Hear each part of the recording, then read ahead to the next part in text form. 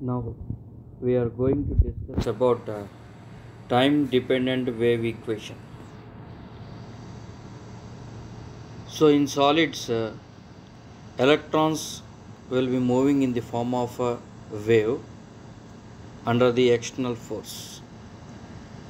The equation of particle moving in positive x direction is given as psi is equal to a into exponent of minus I into omega t minus kx. Say that is equation number 1, where omega is equal to 2 pi nu, and we can write nu as E by h.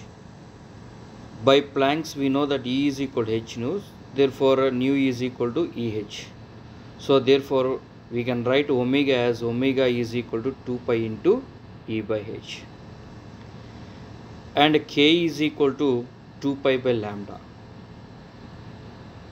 So from by de Broglie, lambda is equal to h by p. So we can write k is equal to 2 pi into p by h. Now substituting the values of omega and k in equation 1, then psi is equal to a into exponent of minus I into 2 pi e into t by h minus 2 pi into px by h.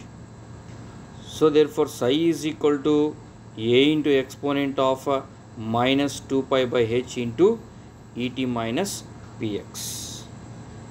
As we know that h bar is or h cut is equal to h by 2 pi, therefore psi is equal to a into exponent of minus I by h bar into et minus px. Say that is equation number 2. Now differentiating equation 2 with respect to x, then we get dou square psi by dou x square is equal to ip by h bar square into a into exponent of minus I by h bar into et minus px. So that is equal to minus 1 into p by h bar whole square into a into exponent of minus I by h bar into et minus px. Therefore dou square psi by dou x square is equal to, from equation 2 we can write the value of a into exponent of minus I by h bar into et minus px as psi. So therefore dou square psi by dou x square is equal to minus p square psi by h bar square. So therefore p square psi is equal to minus h bar square into dou square psi by dou x square. That is equation number 3.